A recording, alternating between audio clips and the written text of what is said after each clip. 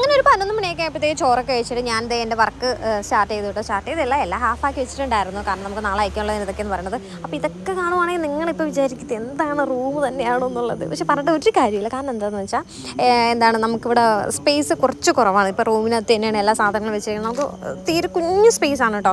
അപ്പോൾ ഇതിൻ്റെ ഉള്ളിൽ നിന്നിട്ടാണ് ഇതൊക്കെ ചെയ്യണം. അപ്പോൾ വിഷ്ണു എപ്പോഴും പറയും ഇതിനെക്കാട്ടി ആക്രിക്കട നല്ലതാണെന്ന്. കാരണം വേറൊന്നുമല്ല കേട്ടോ, സാധനങ്ങളെല്ലാം ഇങ്ങനെ വലിച്ചു കയറ്റിയിരിക്കുന്നത് മാത്രമാണ്. അതിങ്ങനെ 24 hour ഇങ്ങനെ വർക്ക് ചെയ്തുകൊണ്ടിരിക്കുമ്പോഴത്തേക്ക് എനിക്ക് അറിഞ്ഞുകൂടാ ഞാനിത് എങ്ങനെ പുതുക്കി പറക്കി വെക്കണമെന്നുള്ളത്. അപ്പോൾ വിഷ്ണു അടുത്ത് പുതിയതായിട്ടൊരു വീടൊക്കെ വെക്കണമെങ്കിൽ ഞാൻ എന്തായാലും നിനക്കൊരു വർക്ക് സ്പേസ് ഒക്കെ സെറ്റ് ചെയ്ത് തരും എന്നൊക്കെ എനിക്കിങ്ങനെ ഓൾറെഡി എനിക്ക് വാക്ക് തന്നിട്ടുണ്ട്. ഇല്ലെങ്കിൽ ഞാനിവിടെ പ്രശ്നം ഉണ്ടാക്കും, അത് വേറെ കാര്യം. അപ്പോൾ ഈ വർക്കൊക്കെ ചെയ്ത് കഴിഞ്ഞപ്പോൾ ഇത്രയും ഉണ്ടായിരുന്നു. അതായത് നോക്കിക്കുക, ഈ ടിയാരയും ഫ്ലവറും അതും ഇതെന്നൊക്കെ പറയുമ്പോഴത്തേക്ക് ബീഡ്സ് എന്നൊക്കെ പറയുമ്പോഴത്തേക്ക് പലതും പല സ്ഥലത്താണ് ഇരിക്കുന്നത്. അപ്പോൾ എനിക്കെല്ലാം കൂടെ ഓരോന്ന് എടുത്ത് വെച്ചിട്ട് വീണ്ടും അങ്ങനെ അടുക്കി പറക്കൊക്കെയുള്ള ടൈം കിട്ടില്ല. അപ്പോൾ അതുകൊണ്ടാണ് ഇങ്ങനെയൊക്കെ ഫുൾ അലങ്കോലമായിട്ട് കിടക്കണത്. പിന്നെ ലാസ്റ്റ് എല്ലാം ചെയ്ത് കഴിഞ്ഞിട്ട് കിടന്നുറങ്ങാൻ നേരത്ത് ഫുള്ള് ഞാൻ തൂത്ത് വൃത്തിയാക്കിയിട്ടൊക്കെ വീണ്ടും കിടന്നുറങ്ങണത്.